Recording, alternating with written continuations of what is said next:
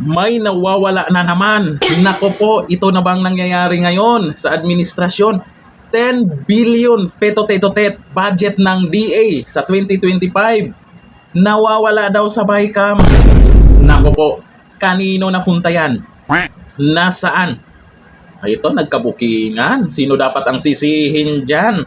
Galit na si Dunyor, ha? Galit na galit. Bakit niyo sisihin yun? Galit na galit daw siya, dapat pag galit may aksyon. Ito, panuorin po natin yung ganap dyan na sa hearing na kung saan inamin po ng DA Secretary o DA Chief na may 10 billion kito-tito-tit daw na nawawala.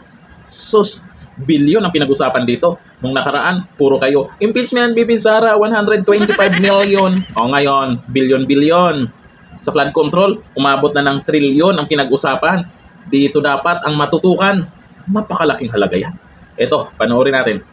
Nung lumabas sa BICAM yung aming budget for 2025, nabawasan ho ng 10 billion ang rice program namin. At dun nga, January 2 mismo, tinawagan ko ang ating presidente. Sabi ko, nako, ano nangyari dito? Yung 30 billion sa rice program na traditionally binibigay ng BICAM, nawala yung 10 billion. So delayed na lahat ng procurement namin for the whole year. Ano mangyayari doon sa lokal? Dahil sasabihin nila, mas mura yung imported. So pati ang mga miller na dapat sana'y bumibili ng palay sa magandang presyo, sasabihin, mag-i-import na lang kami. Wag na natin, o kaya, kung hindi man, bibili nila ng barat. Dahil hindi nila kayang makipagkompetensya sa pagpasok ng imported na bigas at bibili nila ng 18. Hindi kaya. Pag binaba mo ang taripa, ang pagkaliwanag, pagkaintindi ko, ang presyo ngayon, pag tinaas mo pala, kaya na sa bayan ng mga local na mga miller. Kaya nang bilhin sa 18 dahil mas mataas na yung taripa ng mga imported na bigas. At pagka 18, binili sa ating farmer, ang magiging presyo pa rin nun, 40. Edi 36. 38. Kahon. 39, kahon. Ano ba? So mga 38, 30 to 41. 'Di ba? Anyway, yun yung punto doon, no, na yes sir, yes secretary. Mr. Chair, I'd just like to clarify yung statement just to be more accurate. Nung bumaba naman yung taripa, bumaba din yung world price, bumaba din naman, Mr. Chair, yung presyo ng bigas sa merkado. Hindi lang ganun kabilis as expected or hindi ganun kalaki. Just to Yes, bumaba. Siguro naman bababa, kalahati na yung nangalahati na yung presyo ng bigas sa world market, hindi pa bababa. Pero Chair, ang isang pananaw doon pa, mura na yung bilis sa magsasaka eh. Kaya bumaba, mura eh. Kaya bumaba Yes, yung yes. MSRP na sinet ni Secretary. Okay. Sige. So, pwede- go ahead. We now give the floor to Okay. Senator Marcos. Ano talaga ang plano ng pamahalaan tungkol dito sa taripa ng bigas? Kasi eto nga, nakita natin, hindi naman automatic. Pag binagsak ang taripa, hindi naman automatic na bagsak ka agad ang ating presyo sa merkado. Hindi ba? Tama yun. Aminin natin, yung sinasabi na halos automatic ng mga ekonomista, ng mga mahuhusay, talagang hindi naman automatic na nangyayari eh. Kundi talagang halo-halo yan. Yung importasyon, yung bagsak yung presyo ng palay sa 8, sa 5, yung sinasabing SRP na kung minsan sinusunod, kung minsan hindi. Since then, it's very, very clear, mula noong July 2024, the prices have continuously decreased. Sabi nga ni Chairman, mahigit sa kalahati. At alam natin na nasa 16.40 per kilo this July 2025. So, ano ngayon ang mangyayari? The suggestion ba or may plano ba talagang ibagsak from 35 given the decrease in farm gate prices? May plano ba talaga kung malaman natin? Kasi nababasa natin yan, na ibabagsak from 35, ay itataas from 15, ibabalik sa 35. Mr. At Chair, kailan yung mangyayari? Kasi nabalitaan na natin ng 60-day import ban. Hindi na mag-i-import sa susunod na linggo. So isasabay ba dyan yung sinasabing pagtaas muli ng taripa? Kasi yan ang inaasahan ng ating mga magsasaka. Mr. Chair, basically yung nag-meeting kami when we were in India, Oo. the immediate solution was short-term solution is to stop importation by September 1 and no issuance of SPSIC for 60 days. Then with some economic managers nandun present, The idea is to watch muna after a month kung ano yung epekto, then to keep an open mind pa rin dun sa adjustment in tariff. It was discussed naman lengthily, hindi naman maikli yung aming meeting, at all options have been discussed, including increasing tariffs, no, from So we're expecting po by October 1, may aksyon tungkol sa taripa. May pag-asang itaas muli.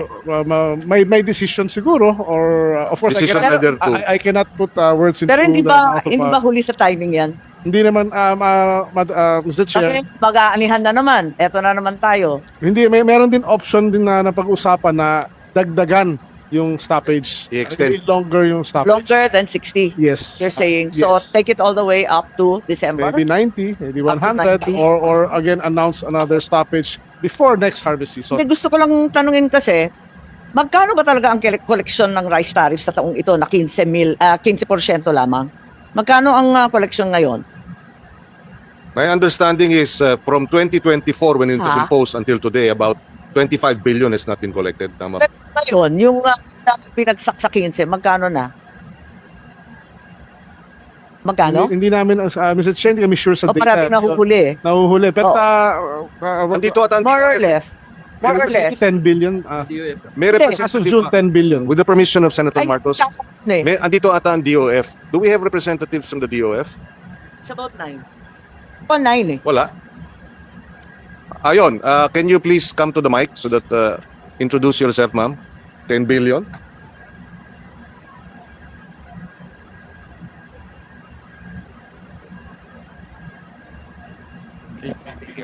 So, You can stay here. What is your name again, ma'am? Director La Rosa Okay, from the Office Director of La the Rosa. Chief Economist. Okay, go ahead. The question is So, directed to you. from January to July, we have 10.9 billion. January to July. Yes. Ay, pero At yung 15%. At 15%. Yes, yes. Yeah. What did we lose? Teka, dapat ang bilang yan mula July 2024 hanggang sa ngayon. Nung binagsak Okay, yung taripa sa 15. Yeah, from July to July, Oo. what is your data? So January to July is 10. What about July to December To December. last year?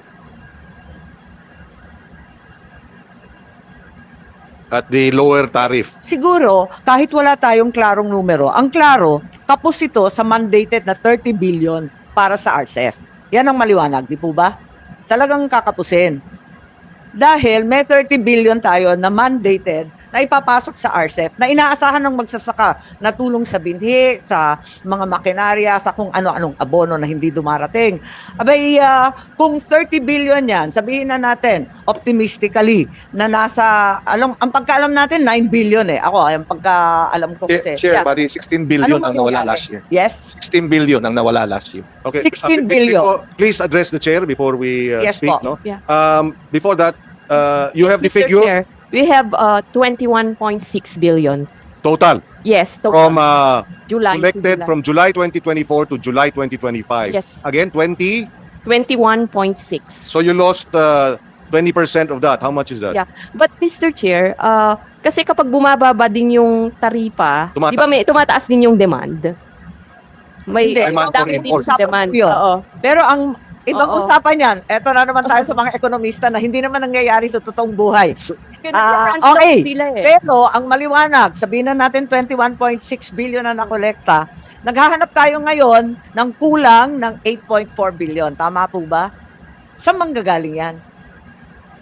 Sa general fund. Kasi ang understanding ko sa Pupunuin na lang sa general fund. Go ahead, Secretary. DA, Secretary. Mr. Chair, as far as 2026 is concerned, our budget, nandun na ho ang nakalagay sa President's budget is the 30 billion for RCEF, ho, Mr. Chair. 30 billion?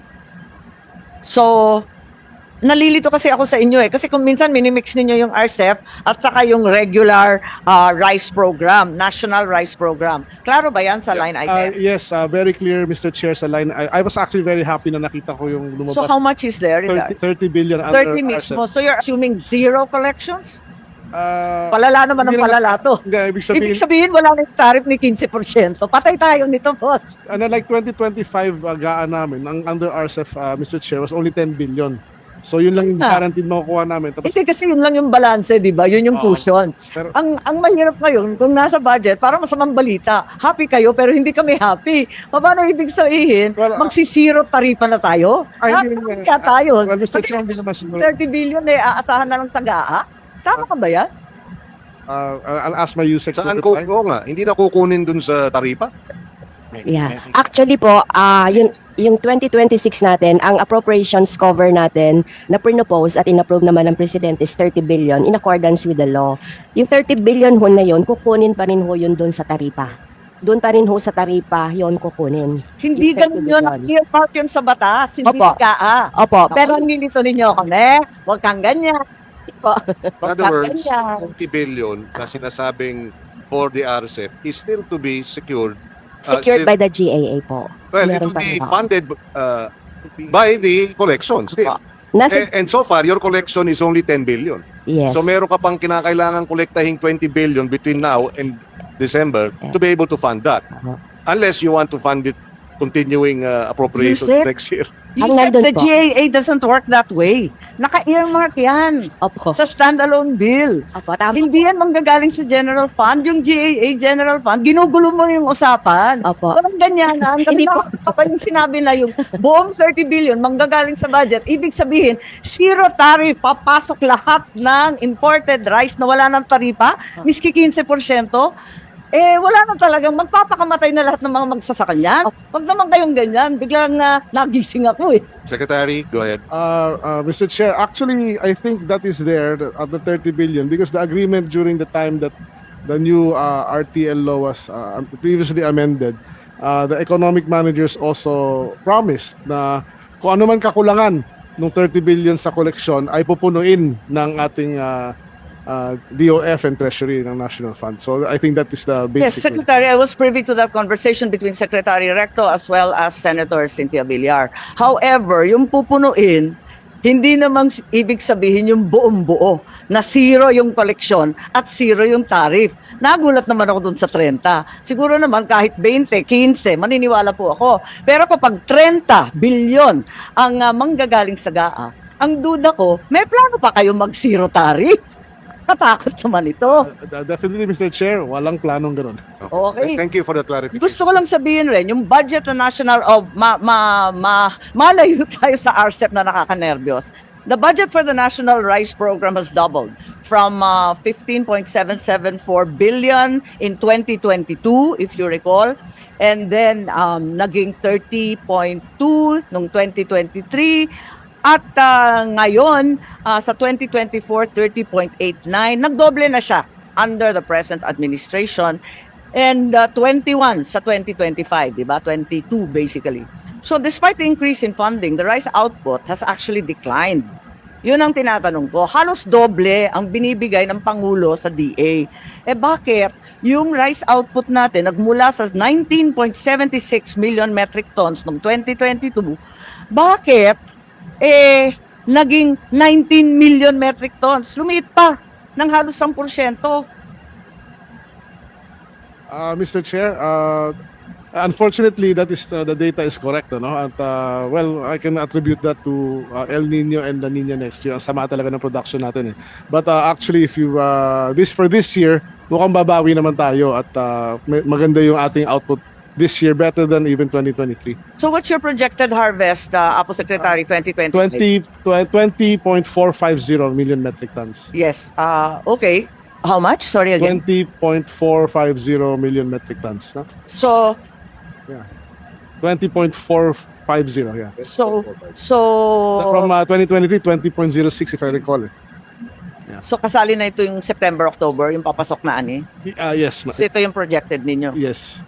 So last year was a fluke talaga, Kahit Mr. Chair. may 16 na bagyo pang darating. Yun lang. Sabay dasal po, sabay dasal. Dasal na lang tayo, Sabay Mr. dasal. Chair. So, maybe that's what I need to get from you, Yusek, kung maaari. Ano yung breakdown ng National Rice Program? Alam na natin yung mga PhilMec at iba pa dyan sa RCEP. Yung National Rice Program, medyo malabo. Yung tinatanong kanina, yung mga abono na hindi dumarating, how much are we actually spending?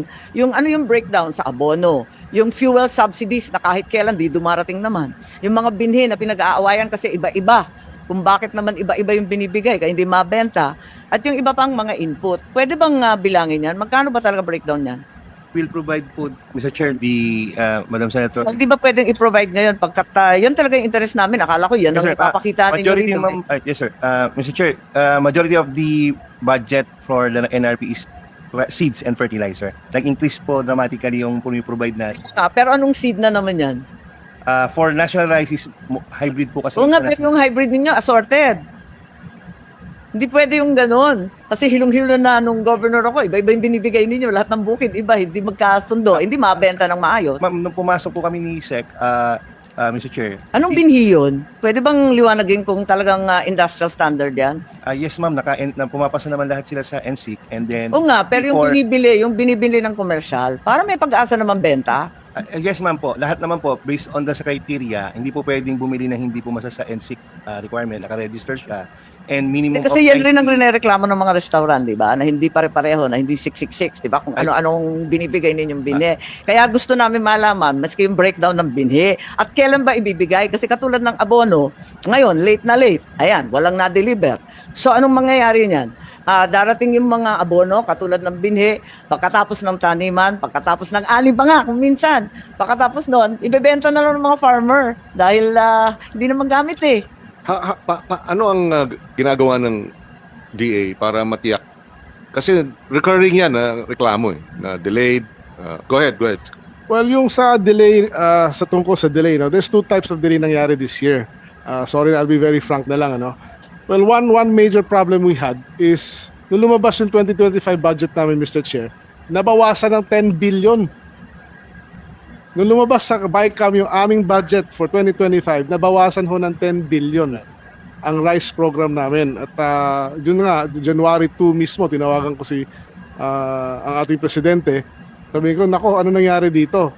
Yung 30 billion sa rice program na traditionally binibigay ng BICAM, nawala yung 10 billion. At so delayed na lahat ng procurement namin for the whole year, at least 1/3, no? Clearly, no? Nakuha lang, buti na lang ho, si Presidente talagang ating champion natin dito sa ating mga magsasaka at sinabi niya sa akin noong January pa na sige, mag-meeting tayo, gawa natin ng paraan. So ngayon lang namin nakuha yung last week lang namin nakuha yung 8.8 billion na kulang. At meron pa natitirang halos 1 billion na kulang. So talagang that is one major reason of delay. Medyo makakahabol pa. And unfortunately, sa fertilizer recently, sa seeds wala ako nakikita masyadong delay. Yung sa fertilizer may recent. Ang rinereklamo yung assorted tsaka yung poor quality of seed. Yung, DA. ito nga, isa pa yun. Yung sa assorted naman, ang naging policy ko moving forward is we will now basically have a system wherein, kasi bawat region, bawat province, iba-iba ang gusto ng farmer. No? Well, yung magagandang naririnig ko, ayoko lang baka ma-promote or whatever, yung mga Longping, SL, yung mga ganyan, magaganda. Dun sa inbred naman natin, yung 222, RC160 is the best eating quality but lower yielding. Doon na tayo papunta. Kasi sabi ko sa mga farmer natin, I cannot accept naman na isang farming area, kanya-kanya kayong seeds. Dahil ang processing natin naman, magkakaroon ng bottleneck. So the solution I gave them was, you give me a list of 5 seeds na acceptable per province or per farming area, and yun ang pabibid natin. Kasi kasi you have to give them actually what they want. You cannot just dictate on them. It Which is doesn't work that way. Some of them have complained before. Yes. Then pangalawa, there's a very big threat sa ating rice industry because kung ipaplant lang natin yung pinaka high yielding pero pangit naman ang eating quality, ayaw nang bilhin ng majority ng ating consumers yung mga pangit na eating quality although high yielding. Ang gusto ngayon ng mga tao dahil nga yung magaganda yung mga imported rice katulad ng DT8 variety is yung masarap na, mura pa. So we might have to sacrifice actually production versus the good eating quality kasi yun ang gusto ng market eh. So there's another issue on that we're trying to correct. So now my directive to PhilRice and hopefully coordination with the IRRI is to try to find a similar variant to that DT8 ng Vietnam na dapat ma-plant natin para nga makalaban tayo ng patas. Ito na nga sinasabi ko. Talagang bilog ang bola. Nakaraan, puro kay BP Sara. Impeachment, 125 million confidential fund. Ngayon, bilyon ang pinag-usapan. At eto, may nawawala. Ano na, yung sa flood control project, umabot na ng trilyon. O ngayon, sila na ang napag-usapan tungkol sa budget na nagka-problema na. Nasaan na? Sa flood control project, hindi lang pala yan. At ito pa pala, may budget din dyan sa BICAM. Nako po, ito dapat. May bilyon, may trilyon. Nako, baliktad na. Bumaliktad na. Sila na. At napansin nyo, sa kabila, magkamag-anak pa ang naglaglagan ha. Diba? Nako, yung BICAM na yan. Sana may managot dyan, hindi lang puro imbestiga ha. Kasi ngayon, sa panahon ngayon, mukhang ngayon yung malalang, yung talagang namamayagpak yung mga magna. Diba? Ngayon yung namamayagpak yung magna, tingnan nyo naman yung mga nasilip nila na hindi lang sa flood control, pati pala ito sa DA. Kawawa naman yung mga magsasaka sa ginawa nila. So, ayon kay Nicholas Staris, kinuha niya ni Lolong. Uy, si Lolong pala yung salarin.